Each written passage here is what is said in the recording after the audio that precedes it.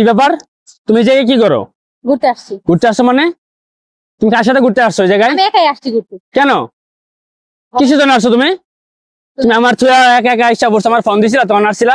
তোমার ফোন দিছি করতে দেখো তো কি সমস্যা? আবার দেখি তাকাই লিছো, সমস্যা কি তোমার? আবার তাকাই লিছে। আমি তোমার পিছনে 2-3 বছর ঘুরছি, ঘুরার পর তুমি আমার সাথে ঘুরে তারপর তুমি চলে গেলা। কার সাথে আসছো এটা বলো? একাই আসছি আমি। একা আসছো?